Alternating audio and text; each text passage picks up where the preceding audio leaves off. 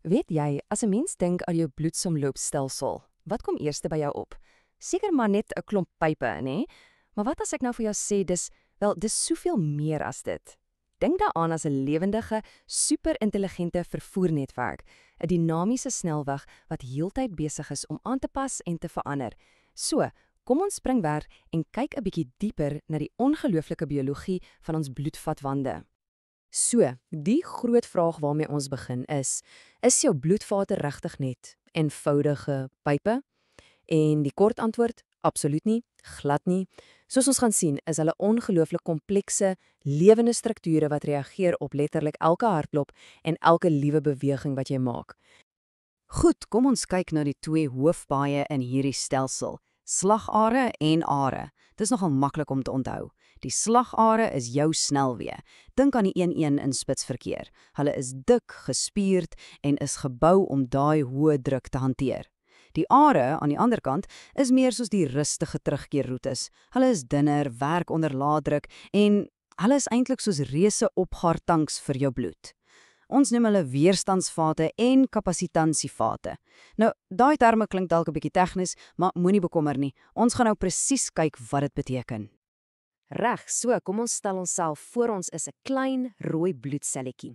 Ons word sopas met 'n geweldige krag uit die hart gepomp en daar begin ons reis, die hoë druk avontuur deur die slagare.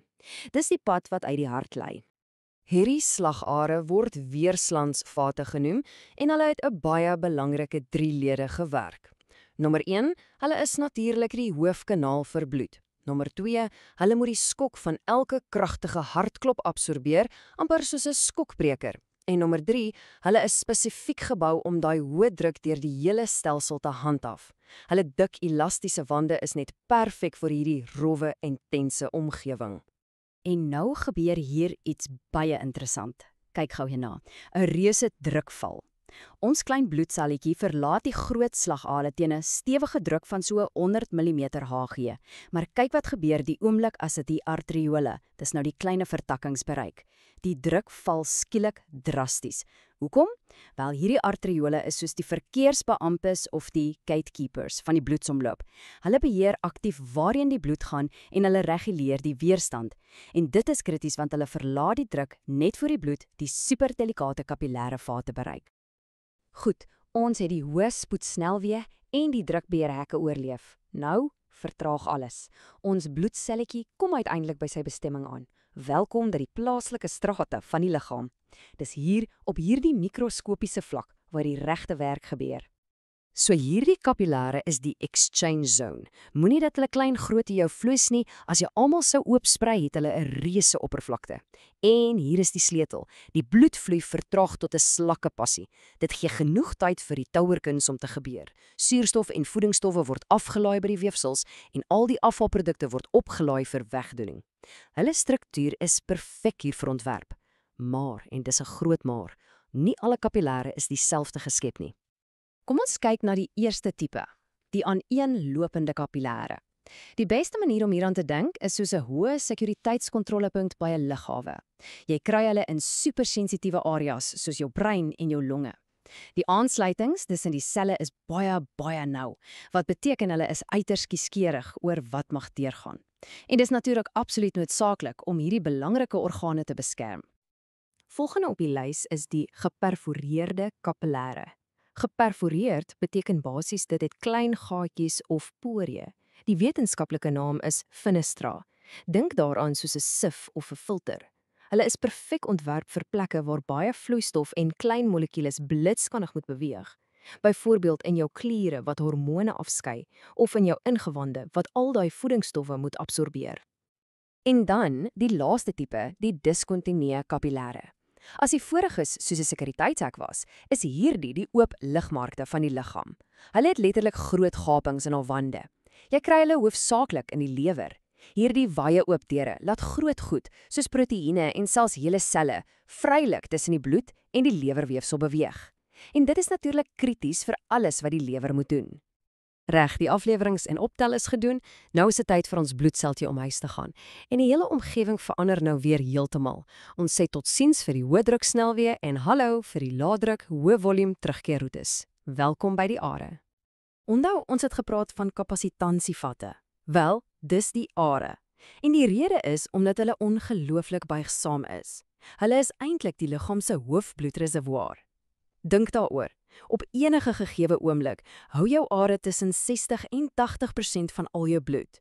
Hulle dun, rekbare wande kan maklik uitsit, amper soos 'n ballon, om al hierdie veranderinge in bloedvolume te hanteer.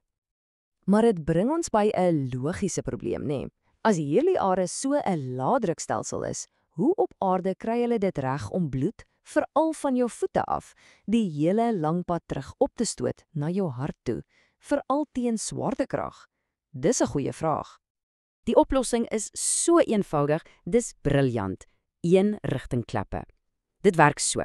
Wanneer bloed opwaarts vloei in die rigting van die hart, druk dit hierdie klein klappies oop. Maklik. Maar die oomblik wat daai vloei stop of swaartekrag probeer oorneem en dit wil terugval, klap hulle toe. Net so.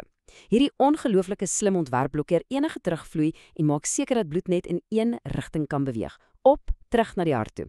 Dis hoekom bloed nie alles net in jou bene saamdrom nie. Ok, tot nou toe het ons die reis van 'n enkele bloedseltjie gevolg. Maar kom ons zoom jou heeltemal uit vir die laaste en miskien die belangrikste konsep van alles. En dis die volgende. Hierdie hele supersnelweg is nie 'n dooie statiese ding nie. Dit lewe. Dit is besig om konstant te verander in reaksie op die kragte wat daarin werk. Hierdie aanhaling hier som dit perfek op. Dit sê basies dat die kragte van bloedvloei, ons praat van die druk en die wrywing, nie net passief is nie, glad nie. Hulle is aktiewe seine wat letterlik die biologie van ons bloedvate vorm. Hierdie kragte beïnvloed alles, van hoe 'n sel lyk tot hoe dit groei en vermeerder. Dis nog 'n groot gedagte. So, hoe werk dit in die praktyk? Wel, dit kom eintlik neer op 'n baie eenvoudige reël. Dink aan die wrywing van die bloed soos dit teen die wande van die bloedvat skuur. Wetenskaplers noem dit shear stress. Nou as hierdie krag oor 'n lang tydperk toeneem, sê nou maar jy begin gereeld oefen, dan gebeur daar iets verstommends. Jou bloedvat hermodel homself letterlik en word wyer. Hoekom? Om die groter volume verkeer makliker te kan hanteer. En soos jy seker kan raai, is die teenoorgestelde ook waar. As jou bloedvloei oor 'n lang tyd afneem, dan pas die bloedvat homself aan deur, nouer te word. Dis 'n ongelooflike doeltreffende stelsel, is dit nie? Jou liggaam se pype pas hulle self intelligent aan by die presiese hoeveelheid verkeer wat hulle moet hanteer. Geen vermorsing nie. En dit alles bring ons by 'n laaste en nogal 'n groot gedagte om mee af te sluit. As ons nou weet dat ons bloedvate konstant besig is om aan te pas by die kragte wat binne in hulle werk, wat beteken dit dan vir ons daaglikse keuses? Dink daaroor. Alles van wat jy eet tot hoeveel jy beweeg, hoe is daardie keuses besig om op hierdie oomblik jou eie interne supersnelweg te vorm? Dis definitief iets om oor te dink.